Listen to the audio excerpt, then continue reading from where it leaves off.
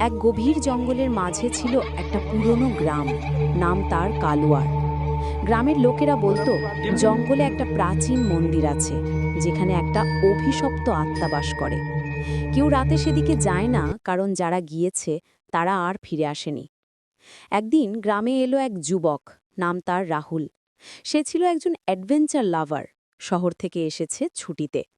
গ্রামের বুড়োরা তাকে সতর্ক করল, বাবা, জঙ্গলে যেও না। সেখানে ছায়া নামের একটা আত্মা ঘুরে বেড়ায়। সে তোমার ছায়াকে চুরি করে নিবে, আর তুমি হারিয়ে যাবে অন্ধকারে। রাহুল হাসল, আমি ভয় পাই না। আমি প্রমাণ করব যে এসব কুসংস্কার। সে তার ব্যাগে টর্চ আর ক্যামেরা নিয়ে রাতে বেরিয়ে পড়ল জঙ্গলে। জঙ্গলটা ঘন, গাছের ডালপালা যেন হাত বাড়িয়ে ছুটতে চায়। চাঁদের আলো মাটিতে পড়ছে ছোট ছোট দাগ হয়ে। রাহুল হাঁটতে হাঁটতে পৌঁছালো মন্দিরের সামনে। মন্দিরটা ভাঙা, দেয়ালে অদ্ভুত লেখা।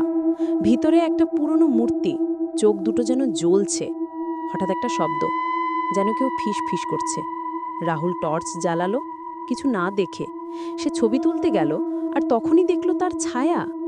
তার ছায়া নড়ছে না তার সাথে। ছায়াটা দাঁড়িয়ে আছে একা, আর ধীরে ধীরে লম্বা হচ্ছে।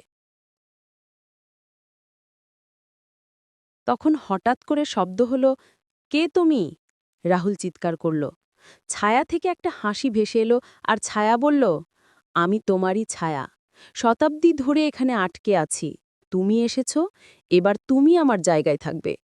রাহুল দৌড়াতে গেল, কিন্তু তার পা যেন মাটিতে আটকে গেছে। ছায়াটা তার দিকে এগিয়ে আসছে, আর তার শরীর থেকে ছায়া বিচ্ছিন্ন হয়ে যাচ্ছে। সে চিৎকার করল, কিন্তু জঙ্গল নিস্তব্ধ। পরদিন সকালে গ্রামের লোকেরা দেখল রাহুলের ব্যাগ পড়ে আছে মন্দিরের সামনে।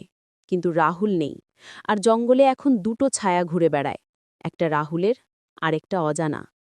রাত হলে শোনা যায় ফিসফিস, আরেকজন আসবে, তার ছায়া নেব।